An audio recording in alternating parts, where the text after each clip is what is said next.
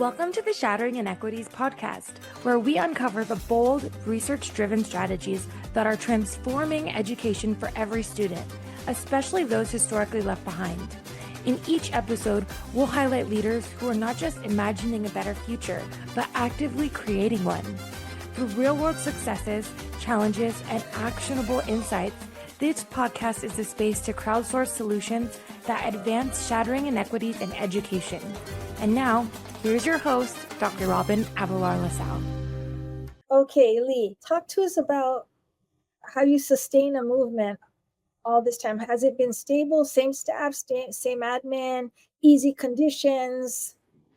Oh no, we had a change of administration about 7 years ago, and that administrator had been an AP at the site, so they understood the goal and they understood the floor, if you will, and what we wanted. So the systems continued. There was no change of systems. We had good APs, but during that time, such strife. We had a strike where we were out of this classroom. We had walkouts. We had COVID hit us, and we never lost a step during all that time. And we had admin be out on leave and had to have our coaches take over. And yet the school ran as though we were all still on board and we still made gains. I think it's pretty telling when during COVID, most schools lost 20, 30 points. We gained a point in math and we did lose 1 point in reading, but we gained a point in math of all things. And I find that fascinating that we as a school continued our work, even though we were on television, on Zoom all day, and that children came and did the work with us and they were on site. We did not have children not log in. Of course, there's always a few, but that's the few, not the many. And that's the key. Once you have the children in the system and they are enjoying school, that's a key moment too. When children are enjoying school and they're learning, they're less likely to cause problems in the classroom because they're not feeling less than. They're on, and even if they're not on the grade level, they at least know their place and they know they could be on grade level. There's always a hope and an understanding. So yes, we've lived through a lot and it's continued. It's not about, we don't let the external move us away from our goal. Ooh. And you said before, that's legacy. Yeah, that's legacy. That's not just a one and done. That's legacy. They always talk about that in admin, in the culture of a school. And that's another thing we have. We have a culture at our school of teachers that work together. We don't have to be the best of friends on the weekend, but we need to work as a team professionally. And that's the other thing. We're treated as professionals. Our voices are heard. Our thoughts are discussed, and then things are put out there. New teachers are valued for their new modern ideas. Veterans are valued because they know a lot of stuff. They have a lot of files, maybe not on the computer, but in a file cabinet. But they have a lot of things, and they have a lot of activities that they could bring that help new teachers. Thank you, Lee. I love the reality check that you have been in a protected bubble while you're making these amazing gains. It's despite that the system helps you override all that. Yes. And gives you a direction. Well, thank you. Okay. Well, hello, everybody, and welcome to the Shattering Inequities podcast, where we believe that every student is entitled to the premium education that historically has been reserved for only some. As you know, this is a labor of love. This podcast serves to inform and inspire anybody who's interested in outcomes for historically struggling students by way of inviting guests who have demonstrated that it is not the students, but it's something else that creates these gaps.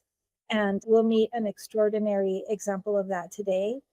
And we all need to be inspired by great examples of results right now. And secondly, this is a research project.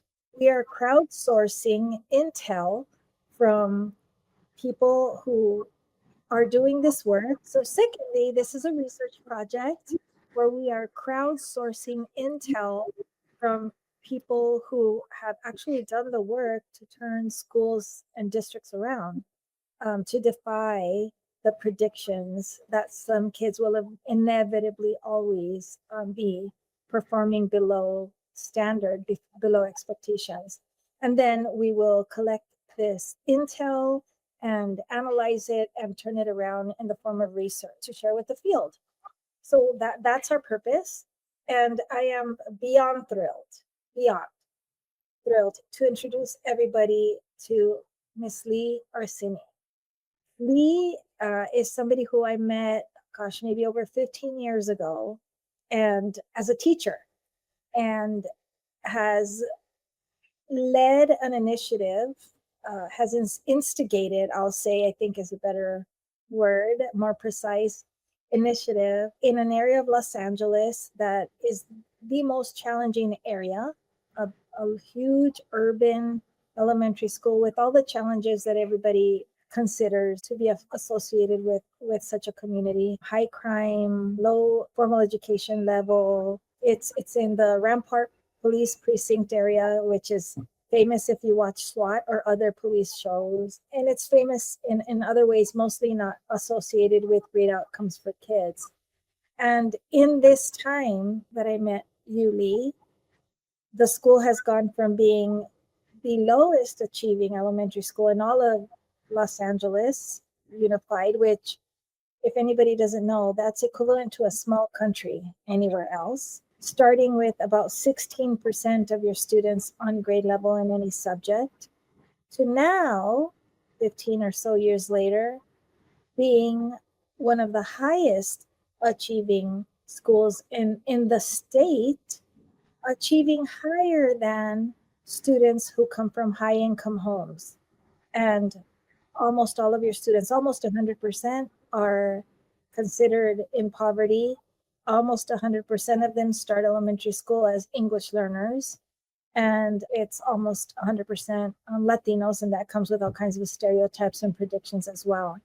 And yet your students are performing with 70% of them or more achieving on grade level or above. 70.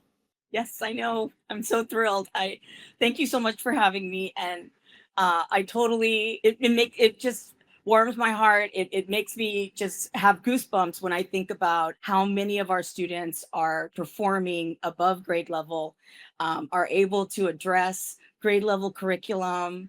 The changes that I've seen over the 15 years were just huge, enormous. And it makes me kind of cry sometimes, because all I can think of is we've given children choice. We've given them the ability to go through middle school and high school and graduate, and that gives them choice. And to me, that's like the greatest thing. They can do whatever they want. They can be a gardener. They can have a housekeeping business. They can become a lawyer, a doctor, the president. I don't care. But they have the opportunity to make that choice.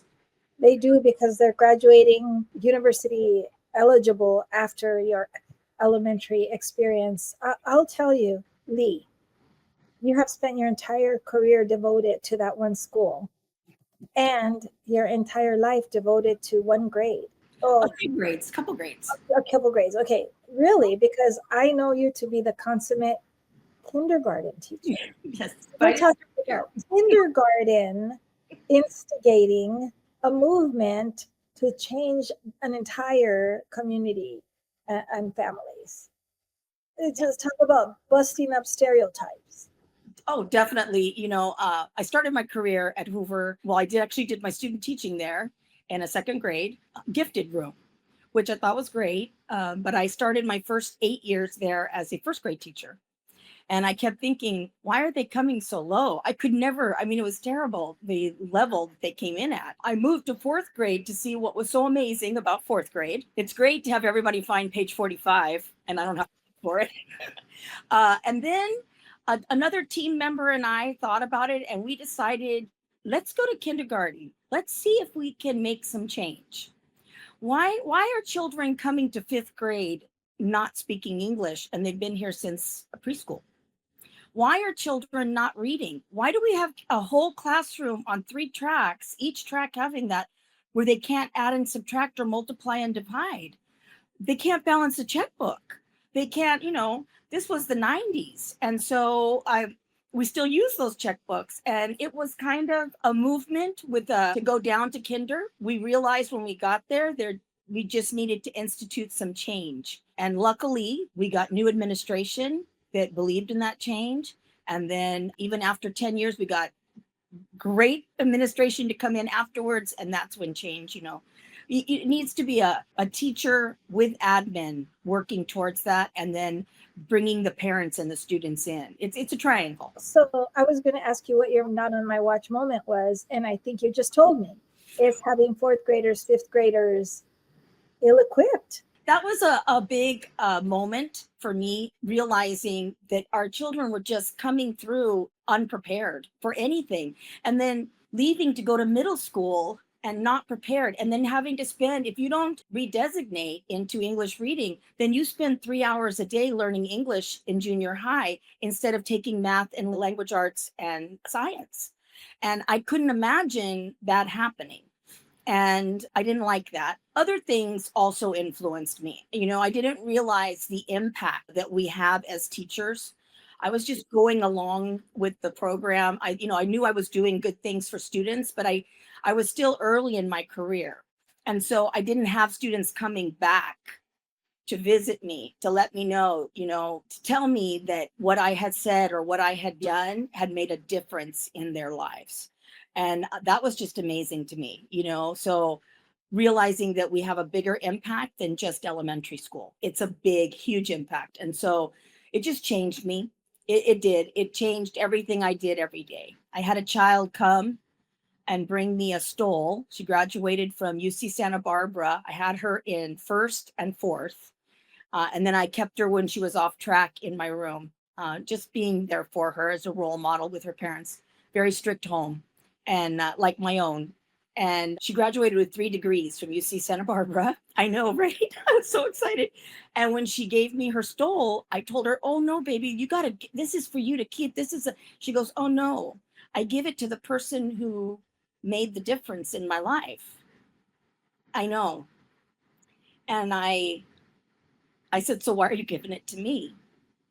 And she said, "If it wasn't for you, because of you, I got to go to college.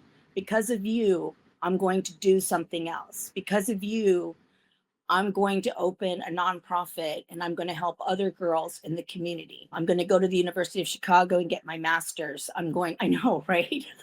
And I thought to myself, wow, you just live around the corner from the school. And I never thought about the impact that we make. And from that day forward, it changed my whole point of view. And it happened right about the time I moved to kindergarten to start making that movement.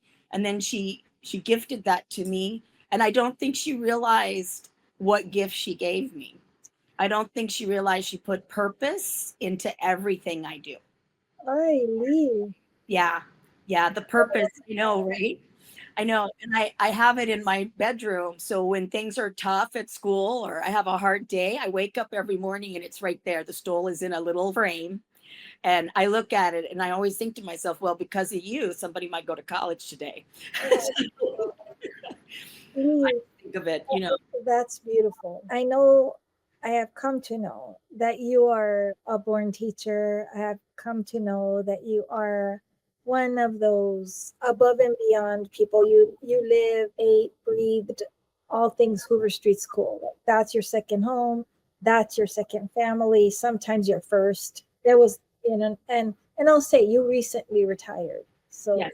Just on the heels of retirement. So this has to be a shock for you. But I still get the call from school. From home, so you do.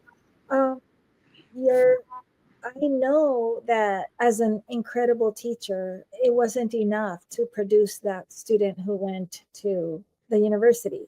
Right. I know that one classroom, one teacher, one lesson isn't the solution to closing historic and long-standing gaps between demographic groups.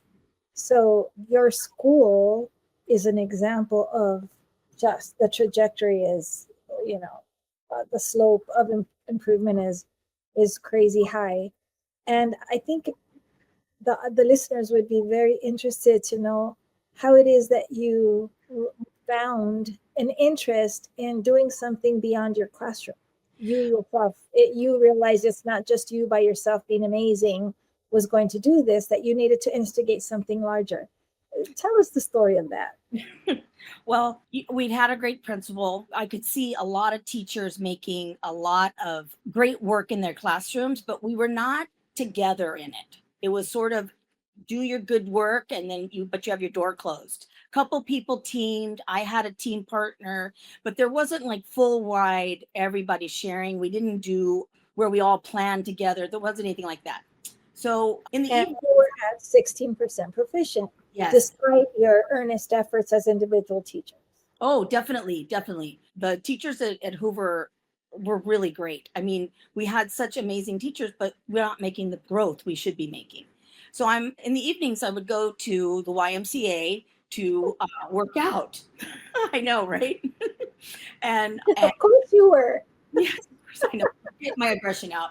And so I would have a kickboxing class, and a lot of teachers were in that kickboxing class in the evening. And the one that was always next to me, I was hanging out with her and we were talking, and she was a new teacher who had been laid off but brought back as a substitute because they didn't have enough teachers here in my hometown. So she was telling me about all this great stuff that her school was doing and these workshops they were having and how the kids were improving, and it was amazing, and the test scores had gone up. And so I said to her, would you meet with me on Saturday and tell me everything about this program? And so she did. And so for 3 hours, we sat at the local coffee shop and she gave me all this information and the person who ran it, and told me what amazing things they were doing and how they did it, kind of in a disjointed way because she was still new to it. So I didn't get the full picture of what was happening, because when I look back at those notes, it doesn't seem like the same. But I knew who the person was and I knew what was happening. And she was telling about the test scores. So I went on Monday, that was on Saturday, and I went on Monday to my principal in the morning and I said, oh my gosh, I had the greatest meeting on Saturday and I want to tell you all about it. And I said to her, there's this woman named Robin. I don't know how to pronounce her last name. I don't know, La Salle. I don't know. But I think this is going to be the program for us. They're doing it in Whittier. We can do it here. I think we can make this happen. They're just doing it at a few schools. We have a plan. It's this whole idea of like doing standards and not being tied. And then she just looked at me and she said, yeah, I know. She said, that's Robin. That's my sister. And that's our plan. And I said, what? So I didn't ask you to tell the story to disclose that was the design, but it is a funny story to me that here you are, a kindergarten teacher at kickboxing, and serendipitously, if people don't believe that teachers eat, live, and breathe our schools. Oh, we do. They just don't know. That's what you talk about at kickboxing. And then that's what you invite another person to have coffee or tea on their own time on Saturday to do. It's crazy to me. So moving it away from the fact that it had a connection with me, because that's not the point we're trying to make. But it's the only time in my life in which the word serendipitous actually fit. It is serendipitous. It is. We already had the same plan in mind. And what was nice about it was she gave such trust into me to help her present it to the staff and make it come out. So even though I was new to it and I was scared and nervous about doing it, I was able to lead those PDs in the very beginning and really get the staff on board. And they were old veterans. These were not young, new teachers. These were people who had 20, 25, 30 years in. So I was trying to move that mountain and they did it for me. They went along. Let me ask you the central question. Is it the kids? Is the reason why we have these historic gaps between high performing and historically lower performing kids? Is it something defective with the student? No. There's no.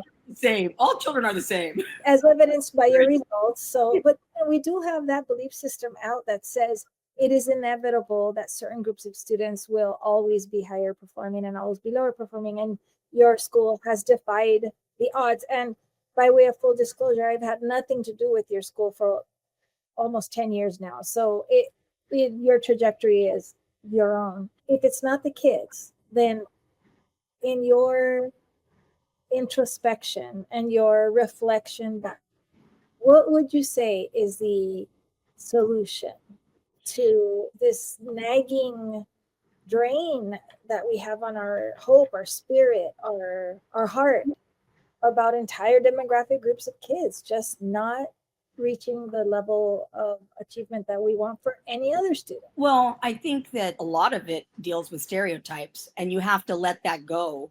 But really, I feel it's a system. Okay, teachers, all good teachers need to be able to work together.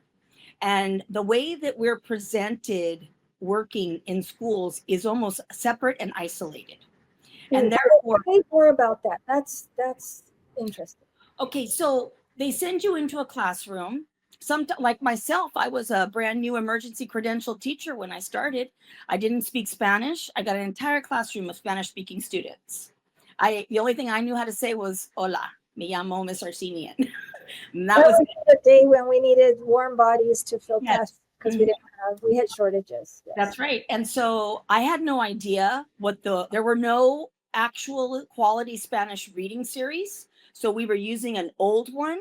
The English reading series was 7 years old, and this district wasn't thinking about buying a new one. And we didn't have all the pieces to it. Math series would roll out. I had no idea. I didn't even have a math teacher's guide for the first year. I just had to wing it. And lucky for me, I surrounded myself with really great teachers. And that was always great about Hoover. We always had a wonderful core of teachers that were like mentors, but not being paid for it, but just wanted to help the new teacher get along. So on one side of me, I had a teacher who would help me with Spanish reading and English reading and building social studies, and another teacher who would take me with her to Math Their Way and teach me how to teach math in a hands-on approach. We just worked at it. Like they told me what to teach. They would help me. We would build our own reading. When you don't have a reading book, what are you supposed to practice with? So for me, the idea of them sending us into schools with little to no instruction on how to use the materials. Yes, during student teaching, you do write lesson plans. I know how to make a good 7-step plan, but I don't know what to teach. And then they give me a giant binder called the X107 with all these standards.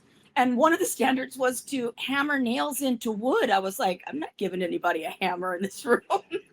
And then just crazy things like that, And so I think the changes have come by the Common Core. I know a lot of people don't like it, but myself as a teacher who saw the old system and now looks at Common Core standards, I think they're the greatest. They're so beautiful. They're laid out, they're clean, they're concise. You know exactly what you're supposed to be teaching.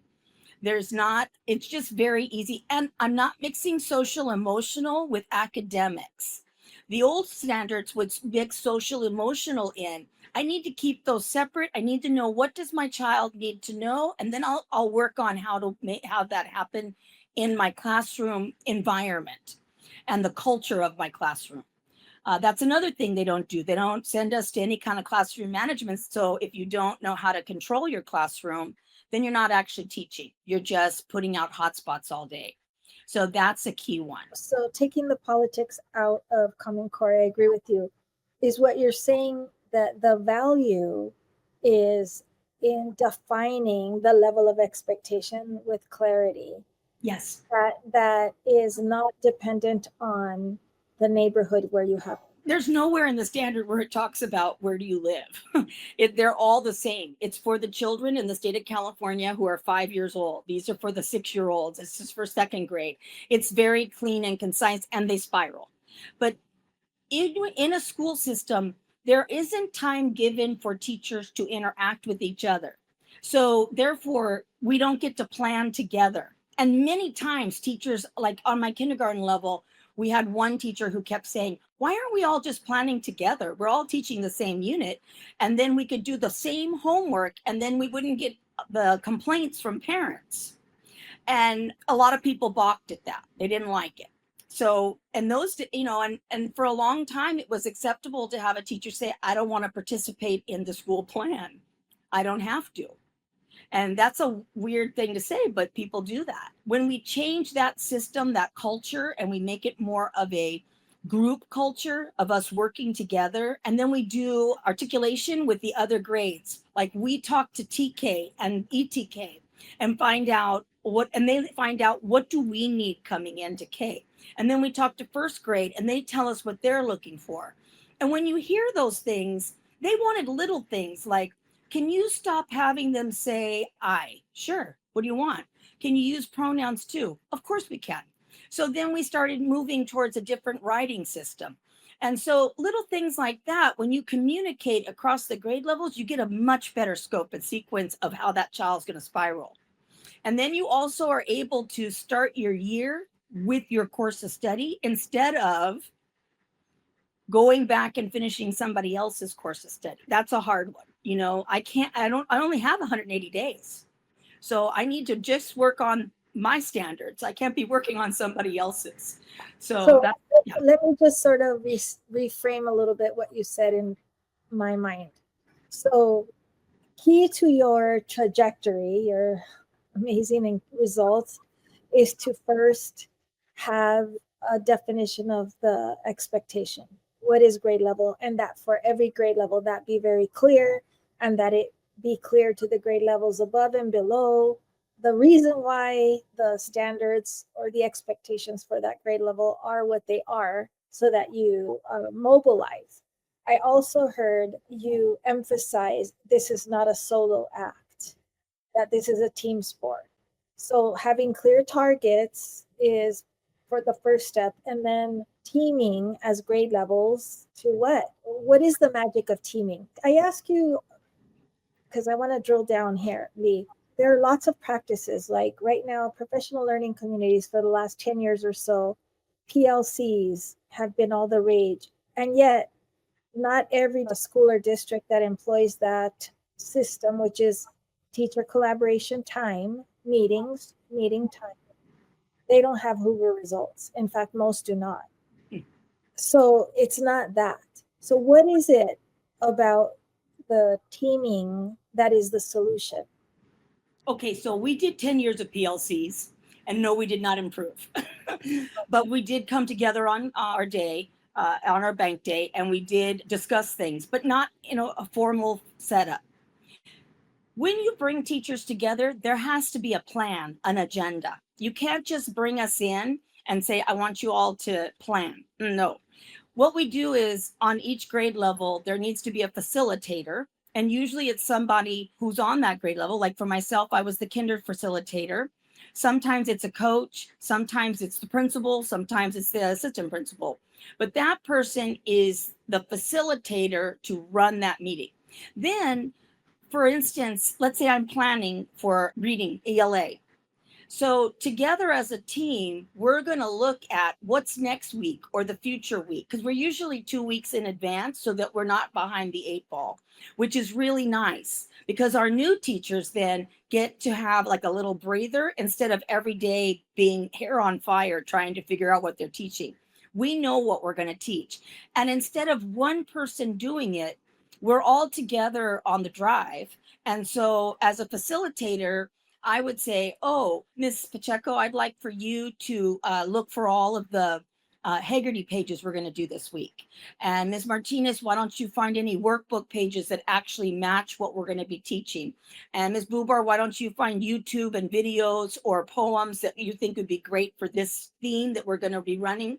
Maybe not this week, but for the following week. And Ms. Gomez, why don't you grab all of the phonics section that we're going to be doing? And what's our new letter, and and I'll do the decodable this week. So each one of us takes a part, not having to plan the whole thing. And then as we do it, we put it into our plan in front of us. And then we build the lesson plan for 5 days so that everybody knows where we're going. Then we have what we like to call the laundry list. And it's just a list of things that you could be using in your classroom, like maybe air writing, Elkonin boxes. Maybe you want to do making words today. Maybe you want to use a chant or a world wall activity, but we're not going to pick it for you because we don't want cookie cutter classrooms. We want your spirit to come into your classroom, but we all want to know we're doing the letter M this week. We're going to talk about trucks, and we're going to do your dictation, and we're going to use these words, and these are our new high frequency words we're going to cover for this 6 weeks so that everybody has that advantage. And then everybody gets to do whatever else they want. I like a puppet. Somebody else doesn't like a puppet. That's okay. Somebody likes to do more videos than I do. I do more big books. We don't care. As long as we're all on that same page. I like making words. She likes Elkonin boxes. This person wants to do air writing today. I like this chant. They like that chant. It's okay. And each one of us puts our components in. That way, together, we're doing the same activities, but in our own unique way. For the same outcomes. That's right. For the same the goalpost. You're playing football. There's the touchdown line, and you're all headed in the same direction. You know how many yards away you are, but what play you run to get there. I should stay away from topics I'm not great at. But I'm seeing an image of it's not teacher proof. I hate the term. Oh, this is teacher proof. Just put the high quality materials in the hands of teachers. It's teacher proof. That was like, it's not about materials.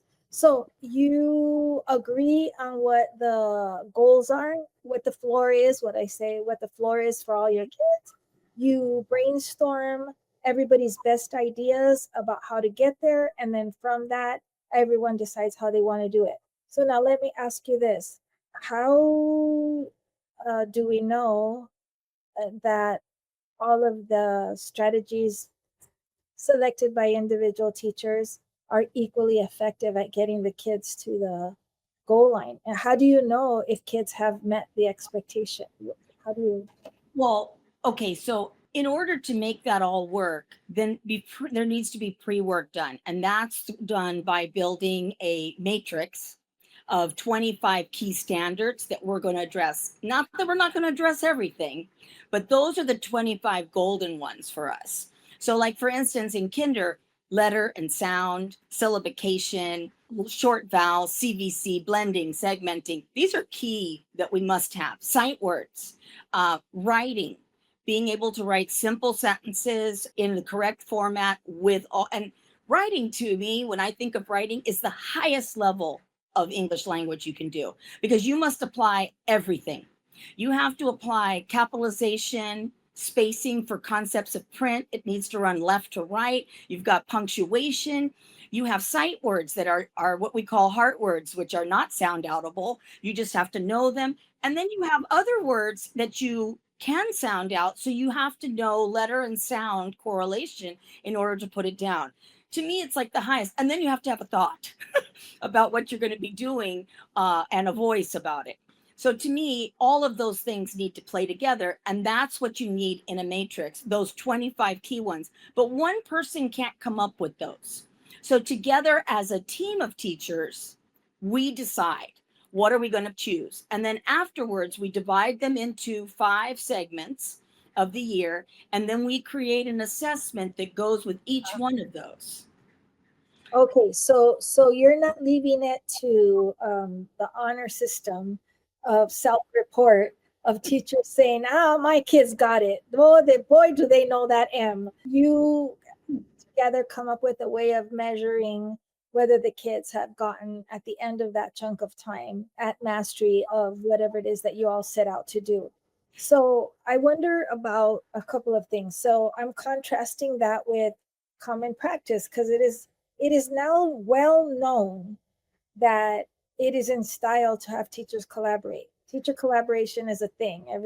People like to say we do it.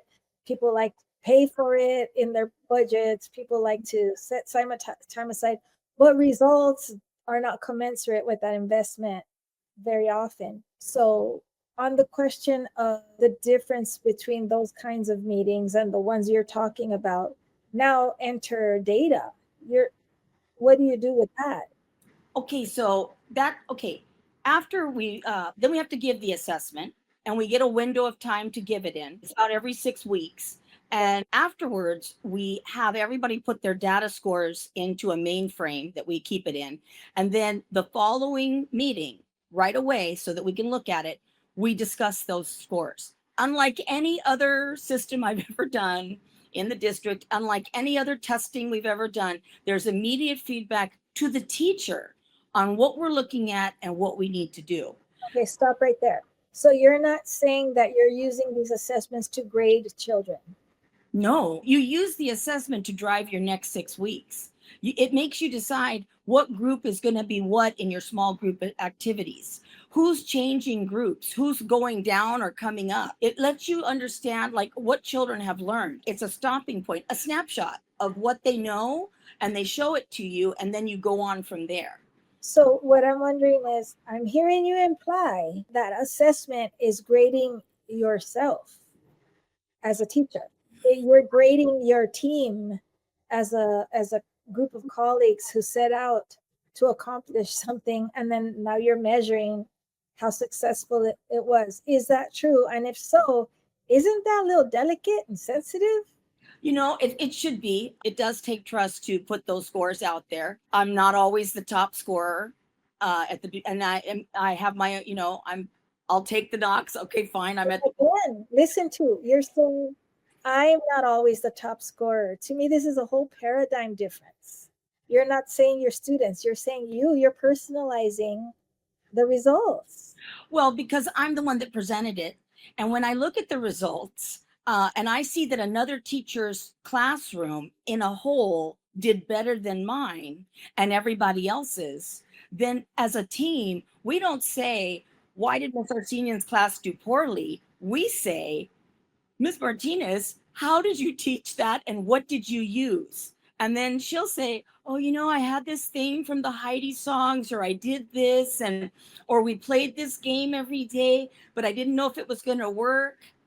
Well, and then other teacher will say, I think you should give us the game so we could play it because we want those scores. It's not about who's not doing right. It's about who did well and how did you do it? Tell me what you did. So the conversation is that way. This does not, I know this not to be the typical way things work. No, but it does work. And it's been working for, gosh, more years than I can count. And it's a hard thing to do, but at the same time, we also look at the students. So after we discuss how did you do so well and what happened, then we look at the quadrants. That's what they are. There's 4 areas. Challenge being your highest students, those ones who are scoring really well. You have children scoring benchmark, which is good. They could work a little bit harder. Strategic, we need to push them. And intensive, they're struggling. Now we can look at our strugglers and we can say, okay, what do we need here? What's going on? And then everybody starts talking. Oh, well, this is happening. Newcomer. Okay, then what are we doing for our newcomers? And then we have plans in place for that. Like during small group instruction, we'll all discuss things that we're going to do with our newcomers. Or we will discuss ELD strategies to help those students. And then we will scaffold and frame our days, because you still have to teach to all the other groups, but you have to help this child move along too. And so a lot of times it's a balancing act, and it can be exhausting in the classroom, but you also want that child to move. It's really exciting when a child moves. When they move to another square on the next assessment, and then they move to another square. And also it's an opportunity to speak to parents and talk to them. Like, have they noticed anything? Have they seen anything? What do they think about it? And then you start bringing parents in, and then we help parents help us too. Because not every child comes with TK and ETK experience. Some children just come here right to kinder or right to first, and that's exhausting for them, and it's hard, and we don't want to make it hard. We want our children to enjoy coming every day and enjoy making an assessment. To me, it's the greatest thing when a child says to me, when are you going to let me do it? When can I take the test? This blows up the stereotype and testing being harmful to students and testing being irrelevant to student growth and so forth. What you're demonstrating is it's the way. I'll tell you more often than not, and you know this in your life before this system, we assess things and then we teach things. And then when we test, if we happen to have taught it, the assessment will pick that up. If results are poor, we'll notice many of the times it's nothing we covered. There's not a real direct line between, all right, this is what we want them to know, and we're going to plan them for how to teach them to get there. That's our full intention for all our kids. And now we're going to check it and see if they got it. It's odd that is not the way systems run. No. Classrooms might, but as systems, as grade level teams, as cross grade level teams, as schools, as districts, that is not common practice. No, they build a scope and sequence, and they build a map of math and language arts on what you're supposed to teach and how you're supposed to move through it, a schedule. But then the assessment, when you get it, sometimes doesn't match anything that we were teaching in that. I don't know how the two, or there are too many things that are measured and you couldn't possibly teach them fully. So you end up with a veneer level of instruction. Right. That's, yeah.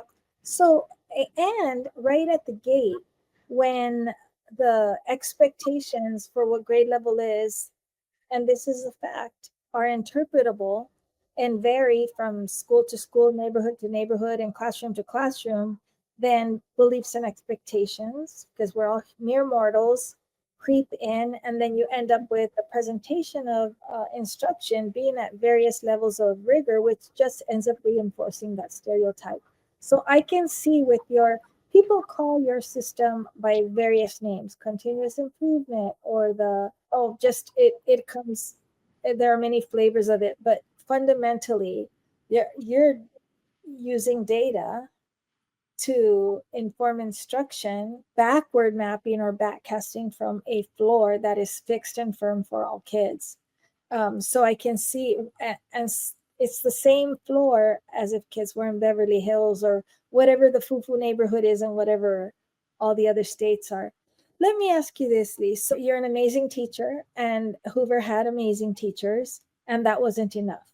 So you needed a structure that bound them together, that bound you together in teams with a fixed target. I see that clearly with the whole data mechanism to drive the engine. There's another slice of this. And do you think that without administrative buy-in and support of some sort, that a system like this can occur? No, not okay. So I know that to be true as well, that teachers cannot override an administration that doesn't have it together, nor can an administration override a staff that's all over the place.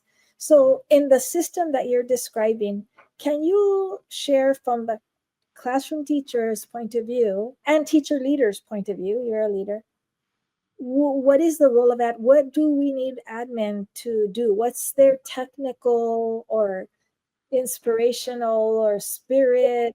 What do they have to do to set the conditions so that you can do this thing you're talking about? Well, they need to be consistent. I think consistency is the biggest one. For instance, at our site, we have protected times. We have a language, so every grade level has a language arts block, and we all teach language arts at that time. We have a math block, and we all do that. We have an ELD block. Yes. Let me stop that. The concept of protected time. Historically, classroom teachers schedule your day the way you want to schedule it. I did. And there's some kind of unwritten ed code that reading has to happen first thing in the morning and PE has to happen after lunch. And it's not, but there's just lore that we pass along to one another. How does that happen? How do you get do you need agreement? How does it come to pass that you get a school on the same schedule of these big chunks of time? It's not easy. I was also the scheduler at school for other activities. I know. I scheduled library times. I scheduled computer times before we had our own personal Chromebooks in the room, and I scheduled music. So you would have to look at the day, and our teachers had to buy into it. At first, they weren't thrilled with it, but when they could see the advantages of having a common time that we all do language arts, and then children could trade classrooms and not miss anything. Because maybe you had more newcomers, and maybe you were going to do and then maybe during small group instruction time, since we all would have the same time, then maybe you could trade kids quickly, like across the hall, and they could get a better setting for learning. And then math time was the same. And we all went to recess at the same time, of course, and lunch, of course. And then you would have ELD at the same time, especially for grades 1 through 5, because that way they could do mixing and appropriate levels would be put together. I think sometimes that works and sometimes it doesn't. That's a whole different topic I have about what I think about ELD and the way it's taught. But Lee, answer me this. And what skill set does an administrator need to have in order, you said you need to have teacher buy-in? Because I don't know many principals who can successfully hand out a common daily schedule to every grade level and say, thou shalt follow this, go for it. You can try it. I've never seen that be successful. So what skills, but yours was, what skill set is necessary outside of the classroom to set conditions up where you get to the place where you can actually try it? Because you can't reap the benefits of it if you haven't tried it, but you don't want to try it, so then you don't understand the benefits. So we pull in a teacher from every grade level that has been voted by the team to come in and be their spokesman. We also have key people that present the information, not the admin. The admin gets them together, and then they facilitate the speakers, and then the speakers bring the teachers in. So you don't have an admin giving you a direct command. What you have are teachers who met together, come up with the schedule, and then come back and share it with their teams during a full staff meeting. And then we come together. If there's people that aren't happy, then we discuss it. There's discussion, there's open voice. And then from there, most people didn't have a problem. Having a common schedule wasn't as big of an issue, especially when they knew they were going to get their library, their computer, and their music time. They knew that every time we were going to have small group instruction in their classrooms, that they would have an additional person in the room, because since they had split them apart, all of our small group was throughout the day. Everybody gets to have a second person in their room. That's like golden. That means you have the teacher, and then you have a TA that's been trained by the coaches to teach whatever you want. And then you have only 2 independent stations. So when you do those rotations, you're getting a much better classroom and a lot more teaching going on. So I'm hearing you describe a clear system. This is where it's not the fault of an individual teacher that students are not achieving at grade level. And it's not the fault of a principal. And it's not the fault of the student. It's not the fault of the parent. There's a systemic failure of imagination about how to organize ourselves to provide conditions for kids to hit that floor. And what you're describing is a strategic way of using the time, where I have in my head assistants who are trained in the different strategies you need on roller skates, going from this classroom that has small group time during this 30 minutes to the next classroom, going has small group time. But in order to have that, you have to have a school-wide schedule. One of the most egregious practices we have, for instance, is kids who have the need for the most support end up getting excluded from the premium education more than anybody. So let's say you're on an IEP, you learn differently. And so there's a schedule for support from a special education teacher who just pulls you out of the classroom whenever they have time to do so. So when we go in and we study schools and we see, okay, this student is struggling with math and is being pulled out during reading to get math support, and now guess what? Math reading is now the new hotspot subject area. You're missing the premium experience in the core class. And the reason is because every teacher's individually scheduling their own time. And so how am I supposed to be able to help students? There's only one of me, maybe two at a school, and they have to serve all the classrooms. So it seems so simple. It seems so logical. And yet, if I were to poll everybody who's listening right now and say, everybody go to their local elementary school, even elementary, and say, how many of you have a structured, common daily schedule that's strategic to be able to provide support? I know that those schools would be in the vast minority. It is really important. I mean, you cannot pull a child that is struggling in either language arts or social or math out during those two times. So the opportune time is, since our small group instruction rotates throughout the day, pull the students during small group instruction, because that's what they're getting anyway, but they're going to be targeted with the standards from their IEP. But they're still receiving grade level content during their regular whole group time. It's I'm always was a stickler. I did not want the speech teacher to take my child during language arts. I wanted them to take them during recess because then they wouldn't miss anything and they wouldn't do it. So I would say, okay, how often are you going to take them? Okay, you can have them right after lunch, because I knew we were going to have story time and I knew we were going to do something else. And so I thought, okay, that's the perfect time. Take them then. It's one day a week. I don't want them to miss class. I know what they're going for is important. I know that. I know that speech is important. I know that, RSP is important. I know. But at the same time, I don't want that child out of my sight. I need that child in there so that they hear everything that's going on. Because when they come back, you see them, they're so disoriented and they've missed something. Of course they have. Or how often historically they say, well, you're an English learner, so we're going to pull you not during language arts, not during math, but we're going to pull you for English language development. And what you're going to miss is music. Yeah. Science. So some reason to go to school, okay. So I'm hearing a methodology. I'm hearing that there is a formula that is school-wide that empowers teacher teams to show their greatness and to share their greatness and to learn from one another.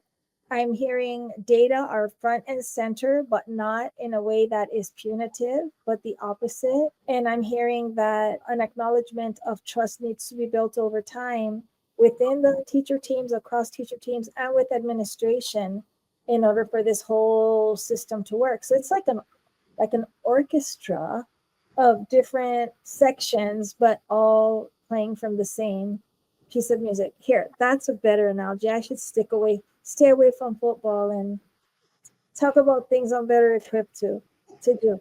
Let me ask you this, E. I'm going to say something and tell me if it's true or false and why. Okay. Not all teachers are brilliant teachers. Any more than all principals are brilliant principals, any more than all superintendents are brilliant, or all parents are brilliant parents. So I know that's it's sort of blasphemous to say out loud, and you are a teacher recently out of classroom, so that'll be difficult to admit, but we know that's the case. And so Hoover, you say all your teachers are brilliant. I think all your teachers love your students. That's true. Oh yeah. Brilliant teachers, I mean, the odds of that statistically would be, remote, that any school has 100% rock star and yet you're getting rock star results. I mean, I don't know how to say it anymore. Your kids, 100% free and reduced lunch qualifying, are surpassing the achievement of high income kids in our state. I wouldn't say I've been a mentor for 27 years, maybe more, but I'll tell you, not every teacher is amazing all the time. And not every teacher has the ability to communicate lessons in a manner in which engages a student.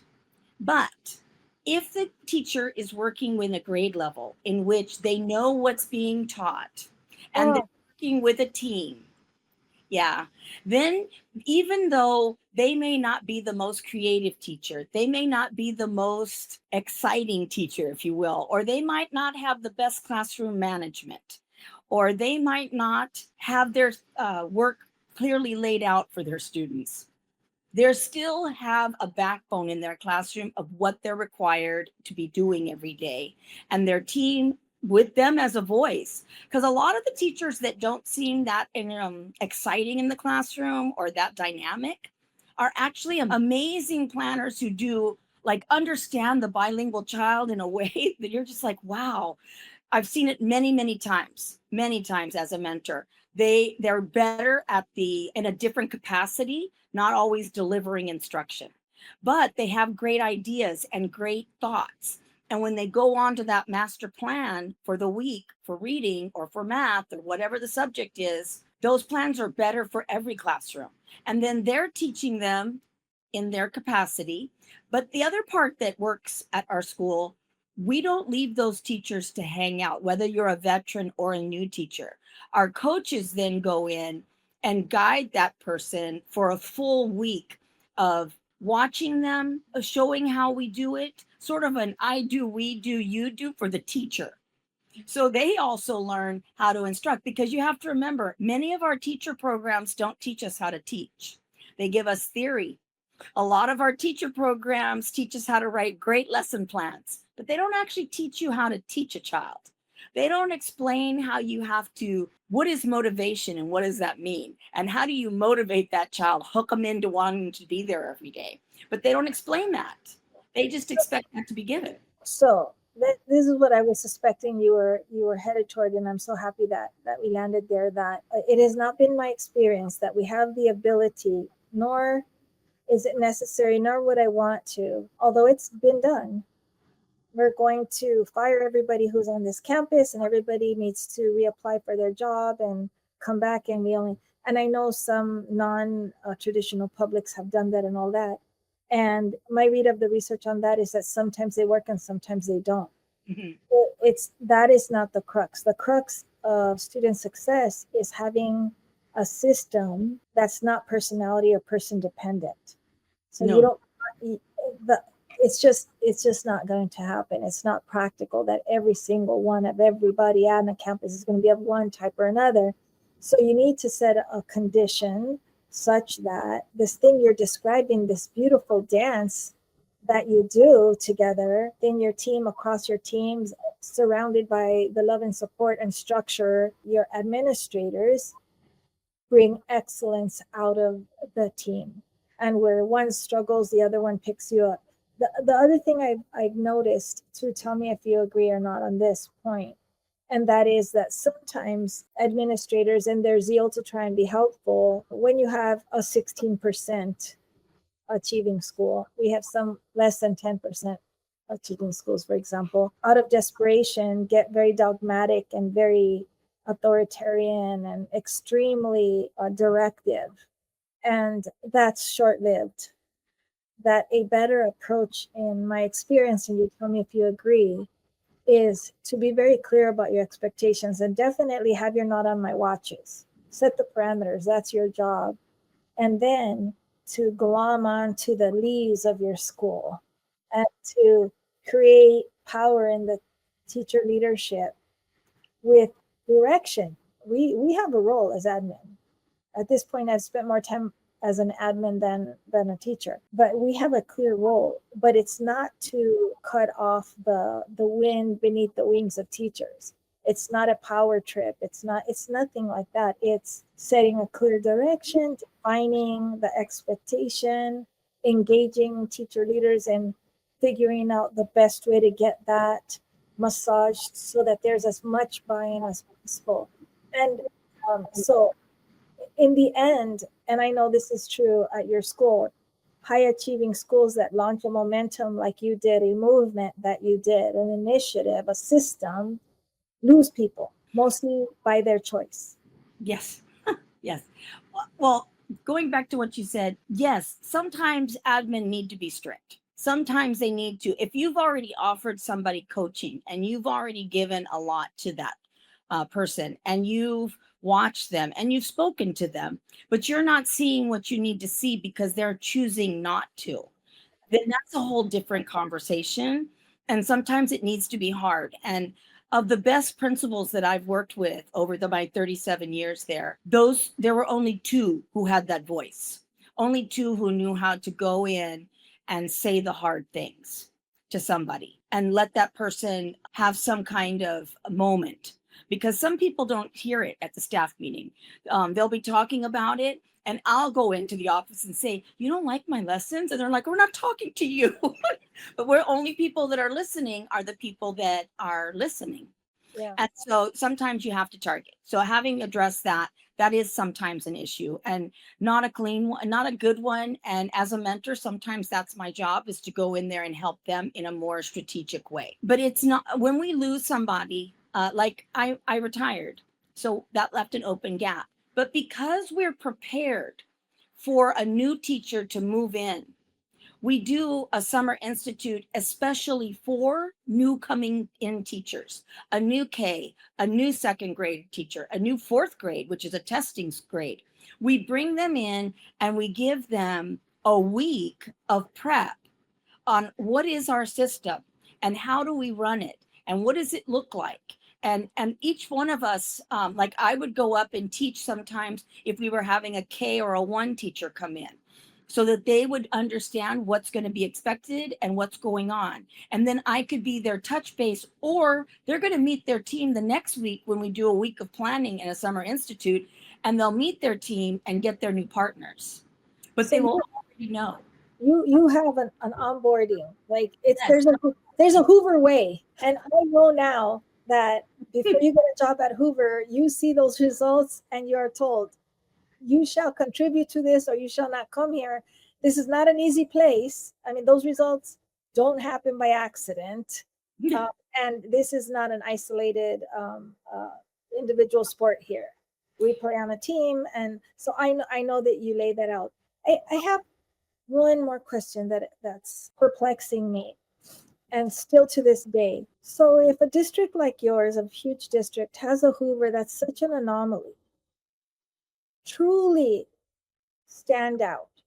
You've got more banners and awards from the state, from the federal government, from industry partners. There's no more space on the wall outside of your school because of its achievement, not other things. Achievement, pure and simple. First of all, why doesn't everybody know about Hoover in the district? Why isn't everybody another Hoover? Why isn't everybody just doing what you do? What is the role of a district, not yours specifically, but what's the interplay between a school and a district? And is it helpful? Is it not helpful? Just I find that I think, and this probably won't be a popular opinion, I think it's egos. I hate to say that. Why would you want to come in to Hoover? We're making grounds. We're showing growth every single year for like over 10 years. Why would you want to come in and say, we want you to stop doing what you're doing and we want you to do something else? And they have done that. Oh yeah, they come in, they want us to do other testing. They want to enforce particular computer programs that we don't find authentic or useful. They can't understand how their systems were not working. And instead of looking at our system and thinking, wow, maybe we should start thinking about having a common schedule.